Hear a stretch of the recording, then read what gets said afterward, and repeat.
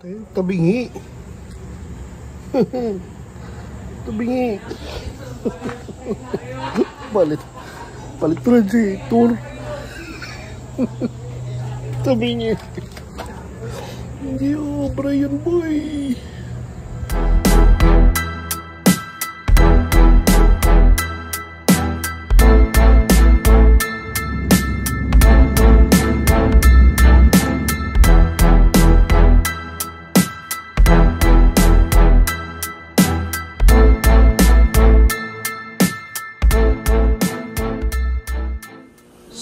Breakfast muna tayo. 5:10 na daw. Breakfast muna tayo. Drip coffee, butter, wheat bread. Sarap. Good morning mga kausap. Welcome ulit sa another episode ng Usapang Minivan. At ngayong umaga, papunta tayo sa Asia Japan Surplus para kunin yung papers and documents ni Bugoy. Grabe, ang akala ko 4 weeks aabutin. Magti 3 weeks tinry ko or sinubukan ko lang naman na inquire ko nandun na yung papers. At ang ganda ng sagot sa atin ni Sir Dennis ng Asia Japan Surplus na nandun na raw yung ORCR ni Bugoy. At the same time, nandun na rin yung plate number. Kaya napakasaya ng araw na ito. So, dito tayo ngayon sa Asia Japan. At ako nakaklaka. Hindi ko nagtatago yan. Nakikita nyo na saan yan. Nakikita nyo na sa vlog yan na nakakapit kay Bugoy. Kasi Boss Dennis, doon yata sa loob. Papasalamat lang tayo. Alright, balik tayo. Good morning mga kausap. Bago natin simulan yung araw. Mami!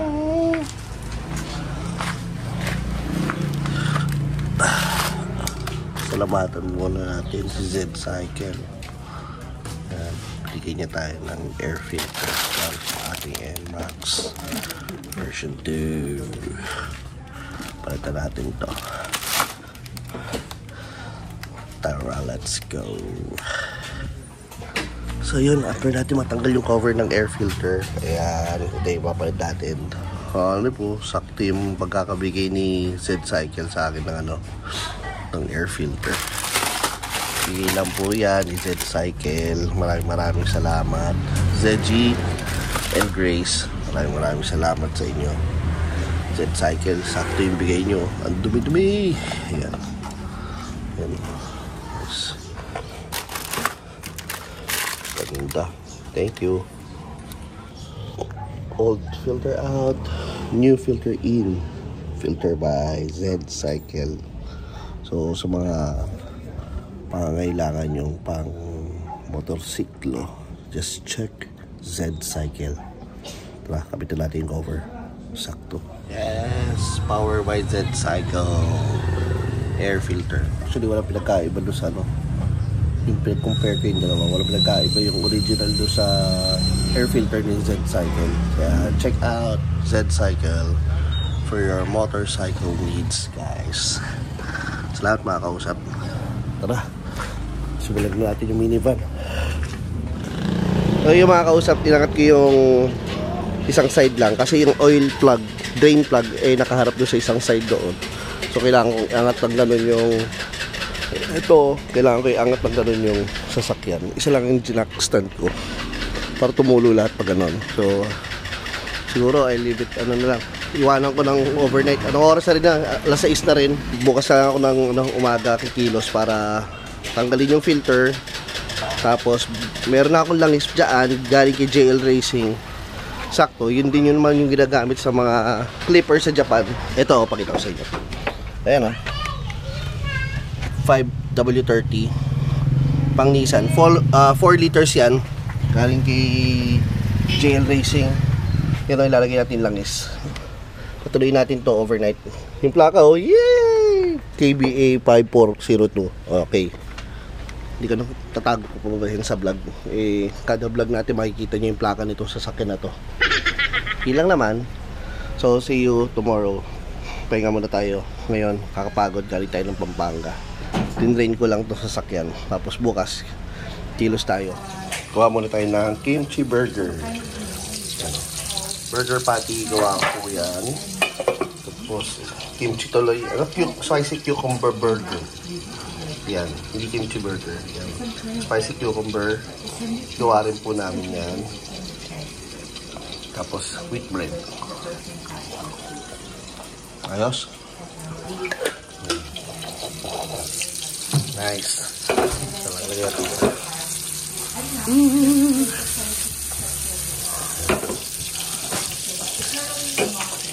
Luluto lang namin sa low fire.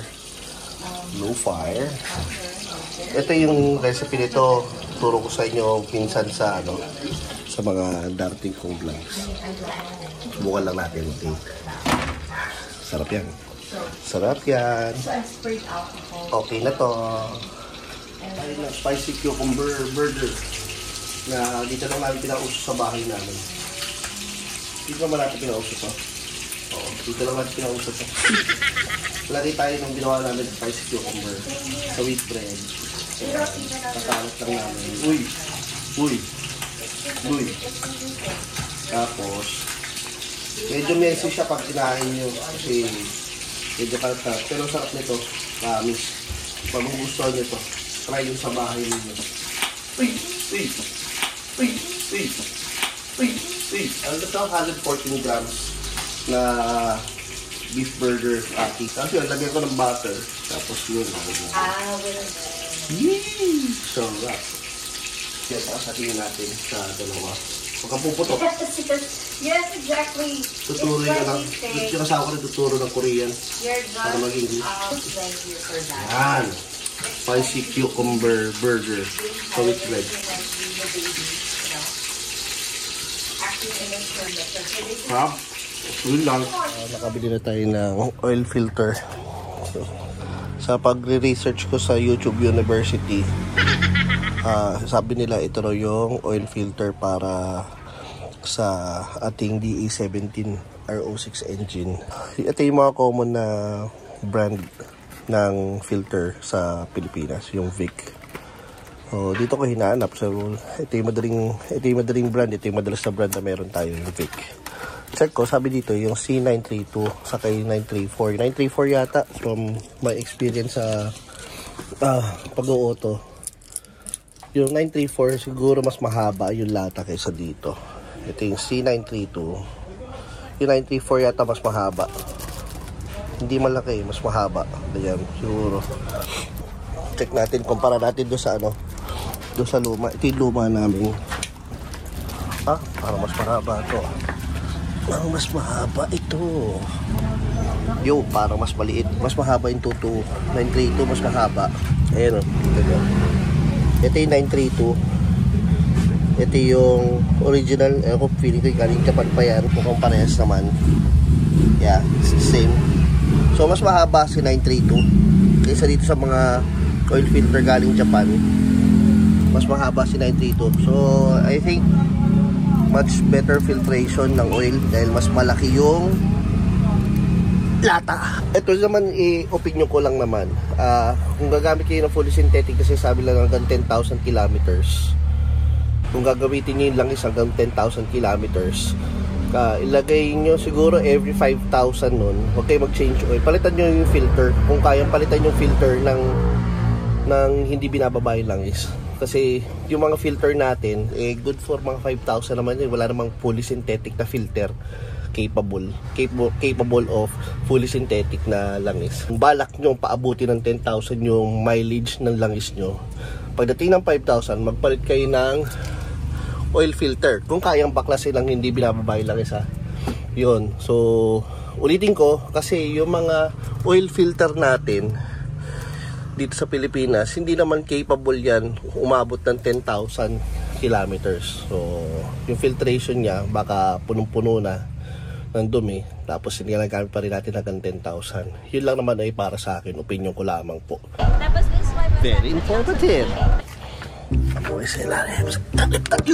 Wow. Okay. Tusok sa ilalim. Ito yung drain plug ng ating engine oil. 14mm yan na ganito ginagagamit. Yan, kung kaya nyo sakit, isakit. Kung saan kayo komportable, depende sa posisyon nyo, pwede nyo gamitin. Basta 14mm yan, 14mm. Tapos yung kabitan ng langis natin, ayun, ayan. Saan yun? Ayun, yun. Yun. Yan. Yan yung kabitan ng langis natin. Yun, oh. Okay. Ang hirap itong ginagawa ko. Kaya minsan ito binibigay na natin to sa mga tropa natin mekaniko. Sila na gumawa, bayaran na lang natin sila. Malaking bagay na rin sa kanilang tulong yan sa kanilang mga shops, di ba? O bigyan na lang natin sa kanila yan. Tinatry ko lang naman. At least na-try ko, di ba? Ang viscosity na normally ginagamit nila para dito sa ganitong makina is 5W30. Ito rin naman yung same na langis na ginagamit nila, di ba? Nissan for yung mga Suzuki Every, di ba? Meron yung counterpart na na kamukha rin naman, DR17, yung Nissan NV100 na clipper. So ito yung langis na gagamitin natin. So ilalagay ko na to dito sa sasakyan. Next video, hindi nyo na makikita kung paano ko ginawa. Kasi ang hirap. Alam nyo na yan. Kaya nga ginag-uuto eh. Alam nyo na yan. Ito pala next natin. Luksan ko yung hood. Yung hood na pag binuksan mo wala namang makina. Ito mo, hanggang ngayon hindi ko pa rin kabisado para buksan to. Ayun. Okay. Next natin is ito. Yung problema natin sa radiator. Naputol to. Doon sa... Hindi ko alam kung may taga mayroong puti yun eh. Naputol doon. Ayun oh. Doon. Doon. Ayun. Kita nyo ba? Ayan, putol dyan. Dikit ko muna. Pag hindi ko madikit, kukola friend tayo kay John Guerrero. Meron daw siyang extra na radiator dahil nga si Netoy naka-aluminum na. Ito ay yung original niya, nandun pa sa kanya. So, ayun. Papalitan natin yung buong radiator. Or, kung hindi ko siya maidikit, hindi ko maidikit to, gamitan ko ng steel epoxy. Hindi ko maidikit, kukuha tayo ng aluminum radiator. Ay hindi, kukunin natin yung radiator ni John, yung kanyang stock. Dahil nga si Neto yung naka-aluminum rad na. Ayan, so mukhang tatanggalin natin yung buong muka, yung buong bumper. Ay, ikaw naman, grabe ka rin maglambing. So ayun, natanggal ko na yung bumper ni Bugoy dahil tinatry kong i-repair yung naputol doon sa radiator. Ayan o. Yan. Lagyan ko ng steel epoxy. Tapos lagyan ko ng drill bit para mag-align doon sa butas. Sana bukas tumigas. Pag di pa yun tumigas sa steel epoxy, gagamitan ko ng robas yan. Tingnan ko para tumigas, no? Hindi ako pinansin. Pag tumigas yung sa may radiator, yung nilidikit natin, may kabit kayo hose na maayos. Tapos malalagyan natin ng, lagyan ko muna ng distilled water bago ako magkulat, baka mamaya bumigay eh. So distilled water muna tomorrow. Tapos ikot-ikot natin dito sa San Ildefonso tomorrow itong sasakyan. Tignan natin kung ano pa mga lalabas sa problema bago natin ibiyahin ng Manila. Ay, ang daming gagawin, pero yun nga yung yun nga yung kinaganda nitong binili natin to si Bugoy. Yung tayo mag-aayos. Actually, ito pa isa pa sa mga ayusin natin yan, yung mga duktungan na yan. Ayusin pa natin yan. Ayan o. Dami yan. Dami yan. Pero doon na yan sa shop ni John Lee nga sa Antipolo. Yun nga, hindi ako matahimik kung tumigas ba ito o hindi. Tayo, tabingi. Tabingi. Palit radiator. Tabingi. Hindi obra yun, boy. Kaya sa loob. Tabingi. Palit radiator. John Guerrero, help me please. Ayun, nandito na yung radiator natin. Dali. Yes. Tumating na yung rescue na radiator. Ayan o. Okay. Galing kay John Engero. Maraming salamat. Brother. Sige po sir, thank you po. Salamat ha. Taga rito ka rin ba? Hindi po sir, taga Balagtas pa po ako. Malagtas ka. Sige. Boss, maraming salamat.